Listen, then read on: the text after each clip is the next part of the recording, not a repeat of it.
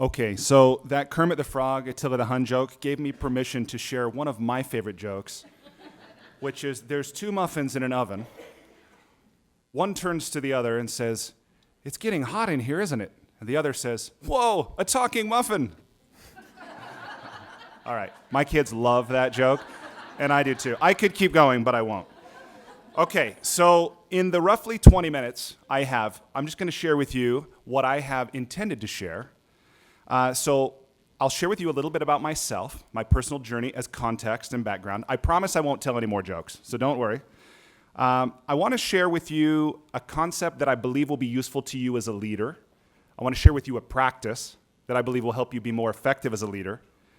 I want to give away a book, 2 books really, and then I want to help you deepen or develop relationships. If you leave this room having made one new friend, that's a victory. And then I also want to extend some invitations. So that's a lot in a very short amount of time. But, and did I say I want to tell you a story? And I want to tell you a story in there as well. So I'll start by sharing with you a little bit about my background. This is me as a baby. I love to read since the time I could hold a book, before I really knew what language was. How many other people in this room love to read? Holy cow, that's a lot of people. That's fantastic. When I was a little older, I would take all the pillows and all the blankets from around the house and I would put them in the bathtub and I would just sit in the tub and I would lock the door and I would just read. So if you couldn't find me or your bedding was gone, it was a pretty sure bet where I was and where it was.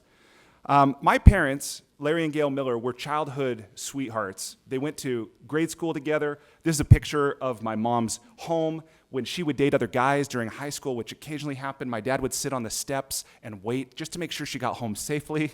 Not possessive at all, just very intentional, very determined. They were partners in everything they did, in every sense of the word, legally, financially, spiritually, all along. It's hard to believe that Larry's been gone. I call him Larry because that's how most people knew him, and it feels like he belonged to everybody.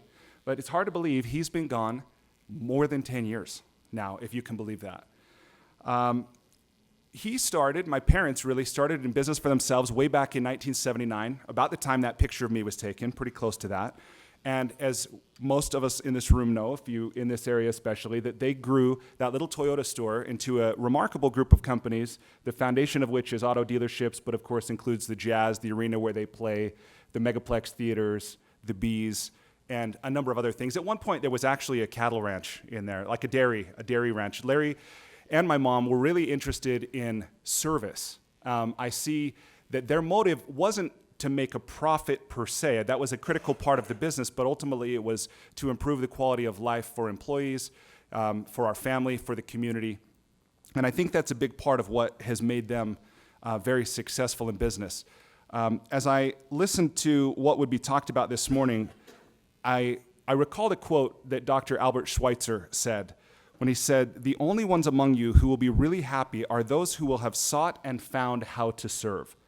Right? And so what I've realized is that motive really matters. Why are we doing what we're doing?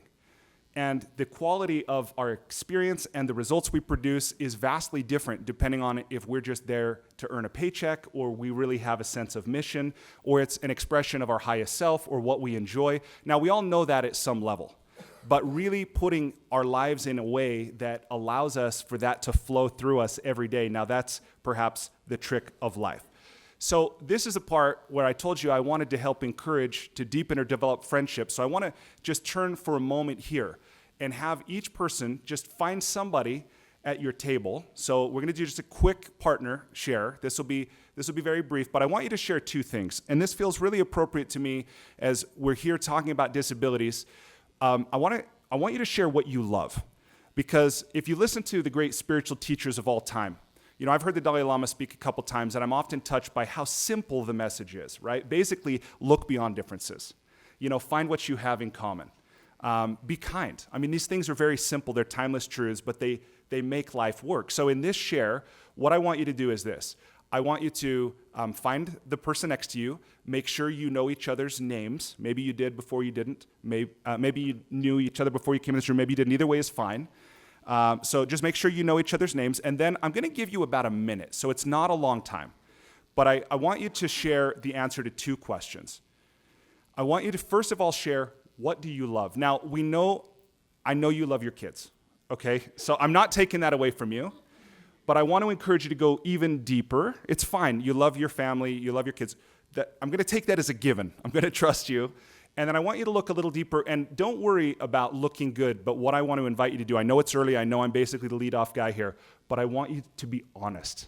Like, what really lights you up? Is there something you do that when you just think about it, when you plan for it, you feel like a kid on Christmas, right? It gives you that feeling of excitement. It might be fly fishing. It might be cycling. It might be reading a book, something else. But you're looking for that kind of thing that has that exciting quality for you. What do you love?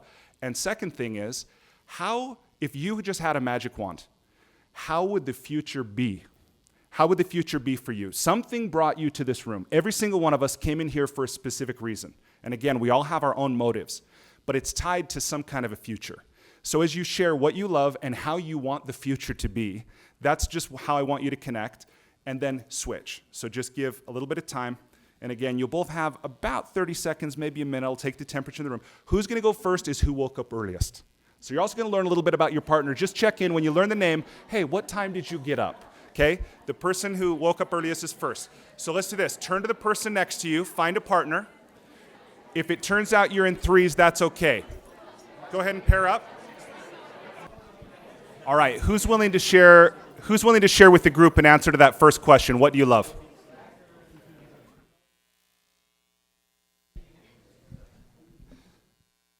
Ooh. Then it comes time to share with a larger group. It gets really quiet.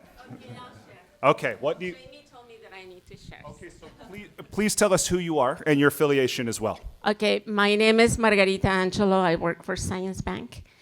And I have the blessing to have a program for veterans, the military internship program. And so my passion and what really makes me happy and smile is when I help someone find a full-time job. Not just a job, but a career.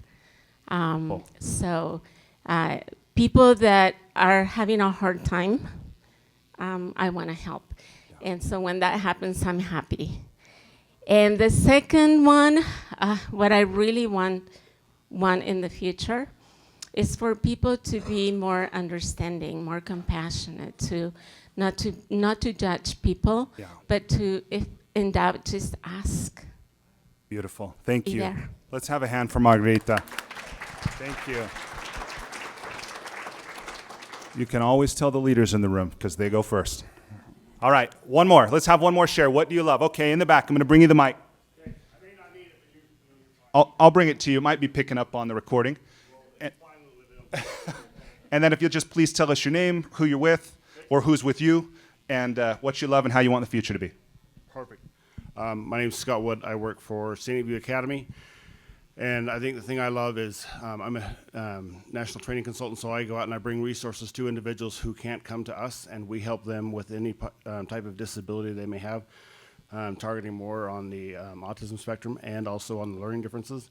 And we're creating curriculums, we're creating programs, we're creating lots of scenarios that help individuals to identify, to advocate, and to disclose who they are, what they are, and how they can have a better future. And for me, seeing their faces light up and seeing the emotion in their faces as we're providing help is, that does it for me. That lights me up. So we're good that way.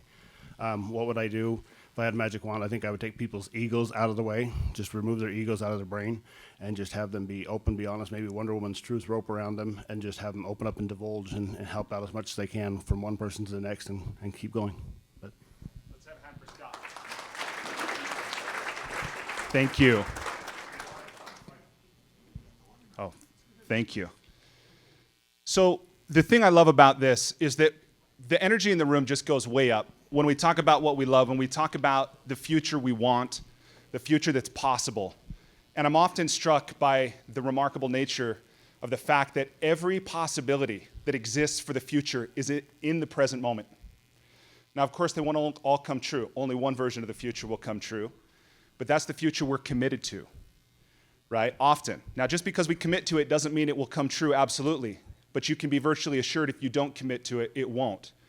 Right? And I've learned that the difference between a leader and someone who's not a leader, very often, see, I used to spend a lot of time thinking, is a leader someone who's born or made? Is a leader a certain personality type? Is it creative or logical? Is it an introvert or an extrovert? Is it somebody with a certain kind of training? I used to wonder a lot. I used to wonder about myself. Do I have what it takes to be a leader? And as I've studied the lives of remarkable men and women, including my parents, what I've come to believe is that a leader is simply an ordinary person with an extraordinary commitment to something. And what's really beautiful about that is that each one of us has the ability to do that in any moment, right? Because when you come right down to it, you're either committed to something or you're not. And it's ultimately your choice, right? I think about it in my marriage. I'm committed to being kind in my marriage no matter what, right? Now, I'm not always kind. So sometimes I'll have what I call a breakdown. I don't like the word failure. I think that you can learn, right, and you can reframe failure, but the question is, if you're committed to something and there's a breakdown, then you have an opportunity to recommit. One of my teachers has said, on the other side of every breakdown is a breakthrough. And if you think about it, for anything that you're committed to, if you break down against it, you have two choices. You can say, I'm not going to be committed to this anymore, and in that moment, you make a different decision, or you recommit. And I'm often reminded of the bones that are broken often heal stronger than they were in the first place, right? Anybody who's ever broken a bone or who has a medical background that's experienced that? So our commitments can be stronger because we've recommitted to them. And having that clarity is a different way of living. So with that, we've got just about 5 minutes left, and I've got a few more slides that I want to go through real quick, a few of. So in addition to my parents, I've spent a big portion of my life traveling around the world, learning from the best teachers and mentors and coaches that I could find. I've interviewed many of them for a podcast. I've now done about 40 interviews with authors. And Lance, I want to have you on my show if you'd be willing. So I love talking to people about their writing, because I know that their writing is an expression of their commitment. And often, if it's somebody who really loves writing, it's because they're answering that question, what do you love? Or they're just drawn to it. How many people in this room, now I asked you how many love to read. How many people love to write? Okay, I love that. You're my people, definitely. My dad, he called us around his bedside shortly before he passed away. We knew he was going to die. The end was near after he'd had a couple of heart attacks. He always thought a heart attack would kill him. And I just get a call one day that he died at his desk. He did have heart attacks. They didn't kill him, but he did end up spending the next 2 years, almost the next 2 years, in and out of hospitals. So this was where he called us around. Jay, I think you're in this picture too. Yeah, and so this is me. This is actually the journal from that photograph, and this was February 15th, 2009. And I wrote in here about some experiences that I'd had near the end of my dad's life. And one of them I just want to share with you. When we got a diagnosis that he had calciphylaxis, which is a very rare vascular disease where the tissue calcifies, it stops receiving oxygen and nutrients, it turns black, and it either needs to be amputated or it's just going to be a very slow, painful death. He got that diagnosis, and my brothers were at NBA All-Star Weekend in Phoenix that year, and I was home because it turned out I have a son, Leo, who was born at 26 weeks. He weighed 2.2 pounds. He had severe brain bleeding. He spent 9 months in the NICU, and my dad was on one floor of the hospital, and Leo was on the other. And it was really remarkable to go back and forth between these two floors and have this experience of someone who was on his way out of the world and somebody who'd just come into the world with a very intense struggle. And I was seeing life in some ways in its purest form. I was seeing the human spirit, the desire to be seen, to contribute, just to survive. And my dad, as I was sitting by his bedside, and my siblings were out of town, and I had the privilege of just having some alone time with him. And I was sitting there working to connect from a heart place. And if you've ever been in that situation of trying to know what to say to somebody who's literally on their deathbed, you know how challenging and uncomfortable it can be. And I said to my dad, after, by the way, I had exhausted all the happy memories, the birthday parties, the family vacations, this kind of thing. Because to be honest, there weren't all that many of those. He'd spent so much time working. So it was pretty quick that we got through that, and I still felt like I hadn't made the connection I wanted to. So looking to connect, I said, Dad, I want you to know that it's been my privilege to be your son, and that I will spend the rest of my life both living as best I can and teaching lessons I've learned from you. But I know that as I do, I will always compare myself to you. And it was among the greatest gift he ever gave me when he said, don't. He said, don't compare yourself to me. I don't know if you're more than I am or less than I am. I really don't. But it's not important. Measure yourself against yourself. It is enough. And I think about those words, the humility, the generosity, the wisdom in those words, and I like to think that he gave those not to me, but to each of us, to measure yourself against yourself. See, we all can do different things. We all have different strengths and different abilities, and as we've talked about already here today, a lot of what we can't do, a lot of what holds us back is invisible. But in some really deep, fundamental ways, we're actually all the same. So that's what I saw with Leo when he was in the he was in the isolate in the NICU, and it was months before I could even touch him. And I remember one night, this was at IMC. He was actually born out at Jordan Valley before they had a NICU. He was life-flighted to IMC. And I remember the day we sat there, and the doctors advised us of our right to withdraw care. And at the time, I was in my early 30s, and it was like, wait, are you saying we could just let him die? That's a choice. And it didn't feel like a choice. It didn't feel like the right thing to do. And this was totally a surprise, by the way. Like, my wife went to bed. She was having pains. I said, of course you're having pains. You're pregnant. It's not comfortable. We went to the hospital about 5 a.m. The doctor said, this baby will be here today. He said, I know two things for sure. This baby will be here today, and your lives will never be the same. And I had no idea what he was talking about, because that was November. I thought Leo would come in February. But I knew it was right, but I didn't know how. When it was months later when I was able to actually touch Leo, he had all the tubes and the wires and this kind of thing, and by this time he'd probably grown to about 3 pounds. It was the first time I could touch him. I could feel the life force pulsing through, and I believe it wasn't just his heartbeat, but I could touch his head and I could feel the strength of his spirit and his desire to survive and to thrive. And I know that is in each of us. Today, Leo's 10 years old. He has cerebral palsy. Feels like a label. I don't love it. But what he's taught me, one of the things he's taught me, he's been one of my greatest teachers. He's so happy.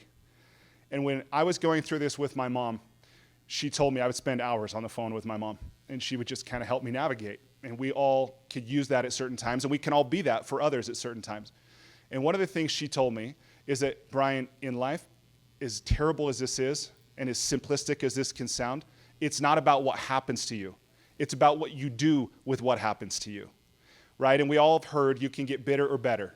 You can use your challenges as stumbling blocks or stepping stones. And it sounds cliche, but at some level, it's only cliche because there's a deep truth there. And it's a choice. I suggest to you it's a choice.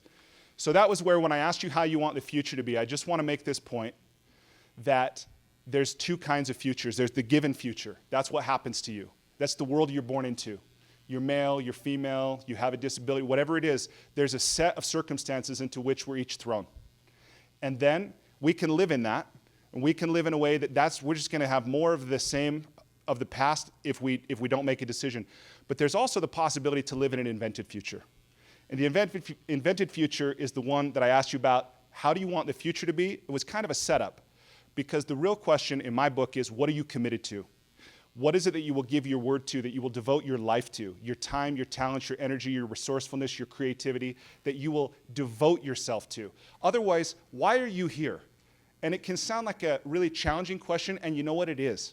It is a challenging question, because here's the thing. Life works until it doesn't. And if you don't, my experience is as a coach, and this is from my own life and working with others, is that if we don't have self-generated, satisfying answers to these kinds of questions, who am I, where am I going, why am I here, that at some point the universe, whether it uses a feather or a sledgehammer, will use pain to get our attention so that we find an answer to that question, right? Nelson Mandela said, challenges destroy men, they break men, some men, and make others. So why wait? But find the answers to these if you haven't already. Okay, here's the tool. The tool and then the invitations. I'm going to give away the books, and we're right about time. So here we go. So the tool is this, and I've done this with some of you. So it's called heart-focused breathing, and it's so simple, right? There's this saying, Lao Tzu said, the softest things in the world overcome the hardest things in the world. Think about it. It's water, it's wind that carve canyons, right? It's the softest things in the world overcome the hardest things in the world. So this technique is so simple. But I'm telling you from experience and from people that I coach and work with who actually implement this in their life, it can make a profound difference if you haven't discovered this or something like it already. And I'll tell you how I use it and what the benefits are. So it's a centering technique. It's not meditation. It's scientifically proven. Anyone can do it. You can do it with your eyes open. You can do it with your eyes closed. And it goes like this. And I'm going to invite you to do it with me right now. So I know you've been a little bit listening, but this is an active part. So focus your attention on the area of your heart or chest. And you can do it with your hand or without. But you just put your attention there. On that point, by the way, when you remove your attention from the source of an upset and you put it on your chest, you're literally shifting your focus. You're diminishing already intense emotional upset. Sometimes it's an email. Sometimes it's somebody in traffic. I do this before I walk into dinner with my 6 kids, just to get myself in a more grounded place. So focus your attention on the area of your heart or chest, breathing slower and deeper than usual.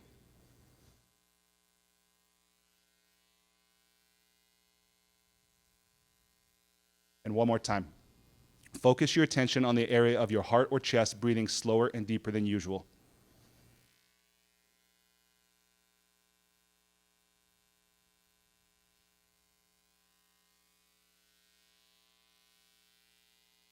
Now, I know one major change in the room was it got a lot more quiet. But beyond the quiet, can you feel a difference in the room? Can you feel it? How many people think you can feel any kind of a difference in yourself or in the room? So science tells us that what's happening here is we're creating a coherent field. And this is not metaphysical. This is measurable. This is your heart. Your heart and your head are coming into alignment. Your EEG, if you measured you, and your EKG, your heart, you would actually see, you would create synchrony between these. This not only reduces stress, stops the production of stress hormones, but it also enhances your access to creativity, resilience, situational awareness. This is taught to law enforcement officers, military, educators, healthcare professionals. I mean, again, it's a very, very simple technique. But again, the softest things in the world overcome the hardest things in the world. So if you use this, it can change your whole life. I wish my dad had used this. He died with his legs amputated due to complications from diabetes because he was go, go, go, go, go, very much from the mind and activity. Now, there were a lot of qualities that are fantastic. I don't mean to diminish him in any way, but watching him live and die the way he did is part of what has motivated me to learn these kinds of things and share them with others so that they don't. He had a lot of accomplishments, take nothing away from him. But he died at 64 years old. I think it's a tragedy. So I hope to help you avoid a similar fate by living a healthy lifestyle, a long and happy life. Okay. So we're at the very end. So the very last thing here is I do want to give away a couple copies of Behind the Drive. The way I want to do this is who has a birthday nearest Larry and who has a birthday nearest Gail. So I'm looking first for somebody who has a birthday close to April 26. Is there anybody that has one right on that? Nobody's right on it? You're close in the back? 2 in a row? Where are you? How close? 20th. That's pretty close. Anybody closer? 24. You guys cluster. That's amazing. Okay. So, There's another one. oh, and where are you? 25. Oh, Amy. Okay. All right, Amy. Congratulations. And then Gail, October 14. Anybody? Are you right on October 14? 17. And what did you say? 19. So 17 is closer? Okay. All right. Yes, I hope you enjoy. This book, by the way, as I wrote this over a period of 2 years, it really caused me to question. This is a book of stories I wrote about my dad, 99 inspiring stories, caused me to ask, how do I want to be remembered? What kind of stories do I want people to be telling about me? Now, he didn't do this. If I hadn't written this, these stories would have been lost. But I invite you again, as we already talked about, what are you committed to? What kind of person do you want to be? Why are you on this planet? And be thinking about what kind of legacy do you want to leave? But even more than that, what kind of contribution to others? And what kind of self-expression do you want to achieve? So with that, the invitation that I want to leave you with here is this. I have spent my life now, over the last 10 years, about since my dad passed, working to put the things I've learned into a framework that I can share with others that makes a difference. So I've created something called Breakthrough Coaching. It's a 36-week online course. The first 2 courses, I wish everyone in the world knew. They're about outcomes and they're about emotions. Because in life, you always have a set of outcomes, your body weight, your net worth, the quality of your relationships, and you always have some emotion. Whether you're elated, you're neutral, you're depressed, but my experience is many people don't even know what their emotions are or how to shift them. I didn't for a long time. But if you're interested, I would love to share those with you. As I said, they're at no cost. I wish everybody had them. If you want to connect with me, I'll give you more information about it. I send an inspirational email every Thursday. I host mindfulness groups here in Salt Lake. I play board games sometimes. I think reconnecting with the value of play is very valuable. You can connect with me at Bryan@bryanmiller.com. If anything I've said is useful to you, I'd love if you'd let me know. And if there's any way you think I might be able to support you as the leader that you are in making a difference in our community and our world, I would love to be a resource and a support to you. I honor you for being here in service to something bigger than yourself. So thank you very much for inviting me to be a part of your program. I hope it's very successful. And I really do want to connect about the podcast, and maybe sometime you'll be able to hear us if we get that connected. So thank you, everyone.